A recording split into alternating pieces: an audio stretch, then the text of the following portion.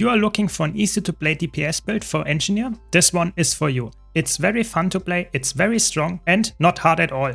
Especially because you can easily go from 0 kits to 1 kit and even further, and therefore increasing your DPS in your own pace. So if you're interested, be sure to watch the whole video to not miss out a thing. As always, special thanks to all my supporters that help me keep the lights on.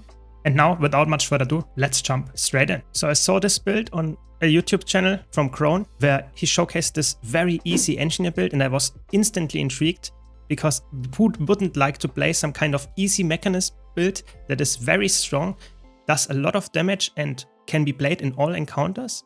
Yeah, I just needed to try it. And of course I went to Snowcrows and checked out the build there. So this video is not only showcasing the build, but it's also trying to promote the build. And of course, all the credits go back to Snowcrows and Crone. It's not about the build that I came up with. It's more that I want to promote this build and give you my take on it, how to play it efficiently and why it works so well, and give you my explanations to everything that the build contains. Now, with the disclaimer out of the way, let's jump straight into the gear. So for gear, it's very straightforward. You're playing a Condition Mechanist build with Spear. You run full Viper's gear with Superior Rune of the Trapper. If you can afford infusions, you would go with Malign, so condition damage infusions. But of course, they are not necessary. Full Viper, everything. Armor, weapon, trinkets, everything full Viper. For your relic, you want to go with Relic of the Fractal. It's just the most amount of damage passively. And then for your spear, if you're going for the kitless variant, you want to go with Earth and Torment Sigil, so that you can get some passive condition procs. If you are going for the a little bit more advanced variant where you use Grenade Kit, you go for Earth and Geomancy on your spear. It's a minimal difference, but of course Geomancy has more damage because you actually swap weapons because of that. Just to repeat, if you don't use any kits, go for Torment and Earth. If you use one kit, go for Geomancy and Earth. Now let's go to the consumables. So for the consumables, it's also quite straightforward. For the utility consumable, you want to go with Tuning Icicle or something that gives similar amount of stats. So the Master Tuning Crystal could also be working. And then for your food, the best option is Cilantro and Cured Meat Flatbreads for some lifesteal, which also is some damage, and condition damage and expertise. That's the best option. The build is also optimized for that. But if you can't afford the Ascended version or you don't have access to it, a very, very cheap alternative would be Koi Cakes. Yes, the stats are swapped and you lose the lifesteal, but it's so cheap, it's worth still to use it. Before I go to the trades, I want to mention, if you want to see more build guides like this, don't forget to subscribe. And if you want to help my channel out, be sure to leave a like. But now let's talk about the trades. So for the trades, you want to go with Explosives, Firearms, and Mechanist.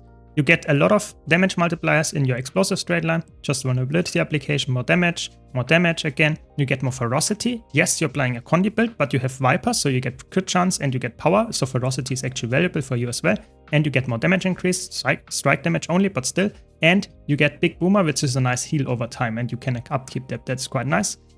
Firearms is your condition trade line. It amplifies your condition damage quite well. Crit chance, you crit quite a lot. That means that you apply a lot of bleeding. You get more condition damage, you get some more crit chance, that's quite nice. Then you get more expertise, and you have more condition damage outgoing because you apply plodding all the time, so more condition damage, nice for this build of course. And again, more bleeding duration, that's quite nice, and burning inflicts last longer, very good, and your critical hits inflict burning every 10 seconds. So again, a lot of nice condition damage amplifying traits. And then you have Mechanist. Yes, Mechanist loses tool belt skills, but get access to the mech. The mech skills are really straightforward, just some nice Condi damage, more Condi damage, and some CC and Condi damage. So use them off cooldown, really strong skills. For the traits, you get, of course, access to all the skills. That's why you take those traits. And your mech inherits some condition damage and expertise from your stats. And your mech's attacks apply bleeding. That makes obviously sense because you're Condi build. And then you take Shade Drive for the signets being passively stronger, and they also retain the passive bonuses when you use them, which is really good because you want to use at least 2 of your signets consistently, and therefore you just get the passives while you also get the damage output of them. Really nice. If you want to play this build without a group, you can easily swap that to Shade Dynamo and get some quickness and actually apply some nice boons there as well.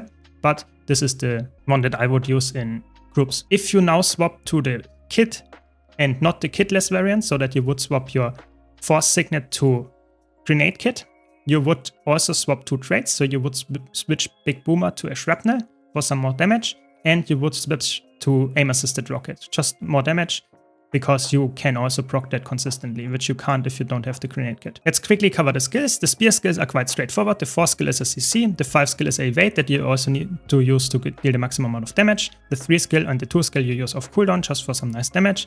And the 2 skill is also leap finisher, so you can combo that. And of course the auto take is quite potent. Always try to use the last hit as well, because that's the most potent one. For your healing skill you have rectifier signet. You can also swap that to AD, for example, if you need a lethal blow ignore. But for the most part that's nice, some passive healing, and you can use it actively and still have the passive as well. It's really good. Then superconducting signet, use it off cooldown, because the passive of course is always applied, and the active is some nice damage. The force signet here is just applying some passive damage increase. That's nice, but that's why you swap it out the first time, because you're mostly a Condi build, so that is a nice damage increase. But going for grenade kit, as the 1 kit is way better, because the grenade kit gives you the 2, 4 and 5 skill, which are really, really potent damaging skills. So that would be the choice if you want to go for the maximum amount of damage, but easier choice would go for force signet. And then shift signet, always keep that one, because that means that your mech gets boons and passive movement speed for you. So really, really overloaded already. The passive will always remain. And if you use it actively, it is used to reposition yourself. It's a teleport for you and your mech. So if your mech is like out of control, somewhere running around like a headless chicken, you can use that to reposition without any punishment, because it's passive still there. It also has a stun break and a Condi cleanse. So it's really, really good, this one.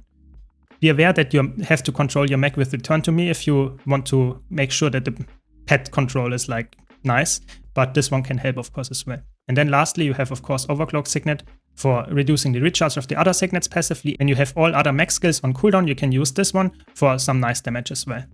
And if your mech might die for whatever reason, you can also get it to resurrect it. But you typically don't want it to happen, so that's why you should take care of it and use it as a damage increase. So in an ideal scenario, if you use the kitless variant, you reach around 39k DPS, and with the grenade kit, you reach around 43k DPS. So let's cover the rotation of kitless variant and then increase the damage by adding the grenade kit. So for the opener, you want to use lightning rods, so your 3 skill on spear into your 2 skill, use the superconducting signet and the devastator. And that's the opener, so to say. Always use, of course, your mech skills of cooldown, with the priority being discharge array over rolling smash over sky circuit over overclock signet. So that's the whole rotation, because after that you just use your 2 skill and your 3 skill of spear off cooldown. Always use them without any delay. You can use the devastator and superconducting signet of cooldown as well, but you have to prioritize the 2 and the 3 of your spear. So never use devastator when the 2 skill is also up.